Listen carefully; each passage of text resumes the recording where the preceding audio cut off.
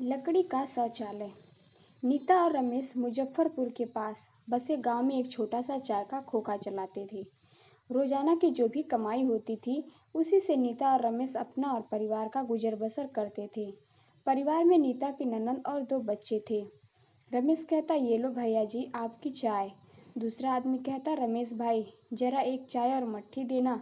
रमेश कहता, ये लो भैया जी। पहला आदमी कहता, अरे रे, ये बारिश तो बहुत जोरों की शुरू हो गई, पिछले 3 दिन से नहीं रुक रही।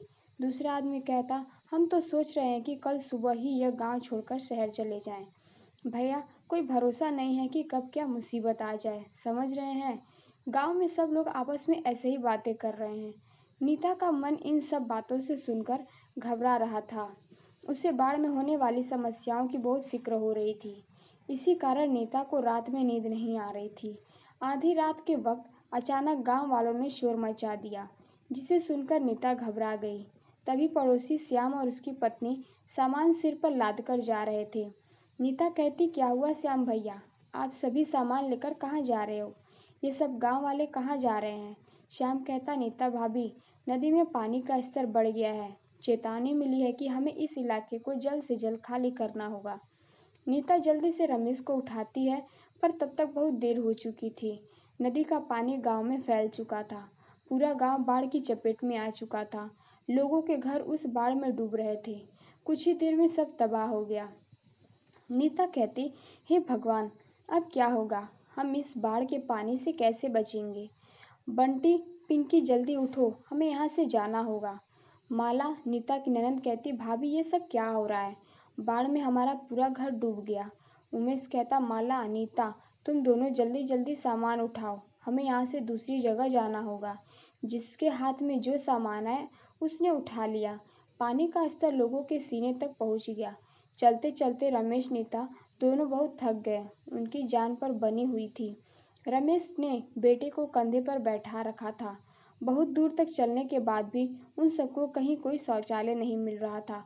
पिंकी, नीता की बेटी, कहती, माँ मुझे बहुत जोरों की लगी है, मुझे जाना है। नीता कहती, सुनो, तुम वहाँ किनारे तक आओ, मैं सामने आड़ से शौच करवा देती हूँ। नीता पिंकी को शौच के लिए ले जाती है, पर वहाँ सारे शौचालय टूटे हुए थे। पिंकी कहती, माँ यहाँ पर तो सारे टॉयलेट टूटे हुए हैं, यहाँ नहीं बैठा जाएगा। सारे शौचालय टूट चुके थे। नीता ने बाढ़ के पानी में बड़ी मुश्किल से पिंकी को शौच करवाया। वो तो बच्ची थी, वो तो इस बात को मान गई, पर बड़ी महिलाओं का क्या? वह कहाँ पर शौच करे? यही परेशानी का सबसे बड़ा कारण था। नीता कहती, रमेश और बच्चे बाढ़ में आई इस समस्या को झेलते रहे। रमेश कहते, अरे गांव में परेशानियां बढ़ती ही जा रही हैं। आधी रात हो गई है, आज रात इसी टूटे छप्पर के ऊपर बैठकर गुजारा करना पड़ेगा। नीता कहती, आसपास हर तरफ गंदा पानी भरा हुआ है, कहीं कुछ नजर नहीं आ रहा है। देख देख कर मन छलनी हो जा रहा है। गंदे पानी से खेत और मैदान भरे पड़े थे, जिन पर मच्छर और मक्खी मंडरा रहे थे।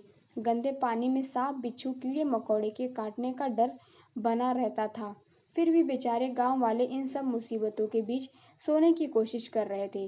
रात के वक्त बंटी को शौच जाना था। वह शोर मचाने लगा। बंटी कहता, माँ मुझे जाना है, मुझे बहुत तेज लगी है, मेरी टॉयलेट यहीं निकल जाएगी। रमेश कहता, तुम बैठे रहो नीता, मैं बंटी को यहीं पास में कोई साफ जगह देखकर करवा देता हूँ। उमेश बंटी को शौच कराने ले जा रहा था। अंधेरे में उसे दिखाई नहीं दिया। बाढ़ के गंदे पानी के कारण जमीन बहुत कीचड़ और फिसलन से भरी हुई थी। अचानक रमेश का पैर फिसल जाता है और उसको बहुत चोट आ जाती है। नीता कहती, हे भगवान, बाढ़ में ये क्या अनर्थ हो गया, कितना चोट आ गई है। उमेश कहता, क्या करूं नीता, अंधेरे में दिखाई नहीं दिया। माला कहती, भाभी अगर शौचालय खराब नहीं होते तो भैया को ये चोट न लगती। बाढ़ का पानी उतर भी जाता है तो उसके बाद भी शौचालय तो हमें मिलने से रहे। गांव के सारे शौचालय टूट चुके हैं। वो देखो, सड़कों पर, नदी किनारे, खेतों में जिसको जहाँ जगह मिल रही है वहाँ वह शौच के लिए जा रहा है। ऐसे तो बीमारी और संक्रमण बढ़ जाएगा।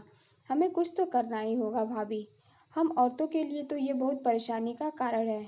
नीता कहती, तू चिंता मत कर माला, सुबह होने दे, हम इस समस्या निकालने का कोई ना कोई उपाय सोच ही लेंगे। नीता, सामान में मैंने थोड़ी हल्दी रख ली थी, लाओ मैं तुम्हारी चोट पर हल्दी भरकर पट्टी बांध देती हूँ। बेचारे रमेश और नीता अपने परिवार के साथ इस बाढ़ में बहुत दुख झेल रहे थे, पर नीता हिम्मत नहीं हार रही थी। उसे शौचालय की समस्या के लिए कुछ न कुछ उपाय तो सोचना ही था।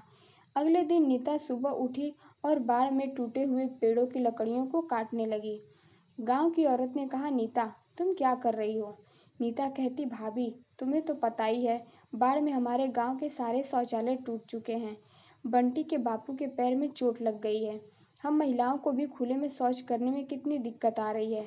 मैं सोच रही थी खुद से ही क्यों न एक लकड़ी का शौचालय तैयार करें, ताकि वो एक गांव वालों को कुछ तो काम आ जाए।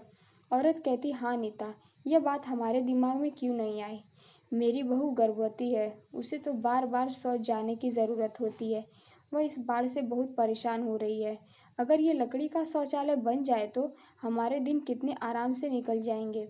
दूसरी औरत कहती, नीता, हम औरतों की और भी बहुत सी परेशानियां होती हैं, जिस कारण हमें शौच की ज़रूरत होती है। गंदगी में शौच करने से हम औरतों को कोई बीमारी ना लगे, इससे बचने के लिए हम सब तुम्हारे साथ लकड़ी का शौचालय बनाने में मदद करेंगे। चलो बहनों, हम भी नीता का साथ देते हैं। गांव के बाकी औरतें भी नीता का साथ देने के लिए आ गई। सबने टूटे हुए पेड़ों की लकड़ियों को तोड़कर काटकर इकट्ठा किया। धीरे धीरे सबके प्रयास से लकड़ी की दीवारें खड़ी हो गई और कड़ी मेहनत और लगन से नीता ने लकड़ी, कील और खपचियों की मदद से शौचालय का निर्माण कर दिया। लकड़ी का शौचालय बनने से गांव की औरतों को बहुत आराम मिला था।